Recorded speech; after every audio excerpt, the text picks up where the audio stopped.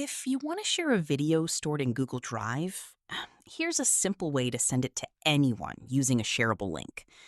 First, open the Google Drive app on your phone and make sure you're signed into your account. Now, find the video you want to share and tap the three dots next to it. From the menu, tap on Manage Access. By default, it will be set to Restricted, meaning only you can access it. Change this setting to Anyone with the link. First, tap on Restricted. Then tap Restricted once more to open the options menu. From there, select Anyone with the link. Next, set the permission level to Viewer, Commenter, or Editor, depending on what you want others to do.